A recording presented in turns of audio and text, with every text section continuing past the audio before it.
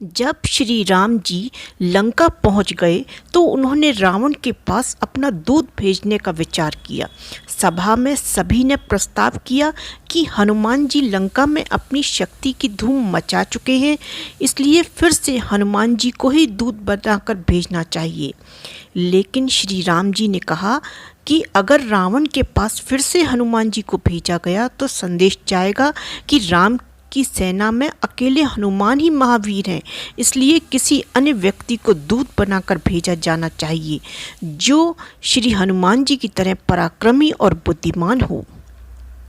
श्री राम जी की नज़र अब अंगद पर गई जो सभा में चुपचाप बैठे थे।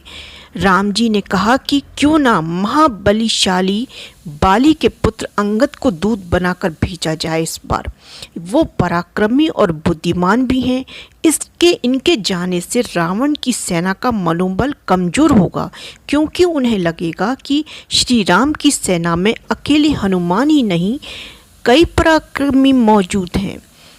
अंगद ने श्री रामचंद्र जी के विश्वास को बनाए रखा। रावण के पास जाकर उन्होंने श्री राम की वीरता और शक्ति का बखान करने के साथ ही रावण को चुनौती भी दे डाली कि अगर लंका में कोई वीर हो तो मेरे पाँव को जमीन से उठाकर दिखा दे। रावण के बड़े बड़े योद्धा और वीर अंगद के पाँव को जमीन से उठाने में असफल रहे। अंत में रावण खुद अंगद के पाँव उठाने आया तो अंगद ने कहा, मेरे पाँव क्यों पकड़ते हो? पकड़ना है तो मेरे स्वामी श्री राम के चरण पकड़ लो। वो दयालु हैं और शरणागत वत्सल हैं, उनकी शरण में जाओ तो प्राण बच जाएंगे, अन्यथा युद्ध में बंधु बांधवों समेत मृत्यु को प्राप्त हो जाओगे। अंगद के इस पराक्रम और बुद्धिमानी से श्री रामचंद्र जी बहुत प्रसन्न हुए। जब रावण के साथ श्री राम का युद्ध हुआ तो अंगद ने वीरता से रावण की सेना को धूल चटा दिया।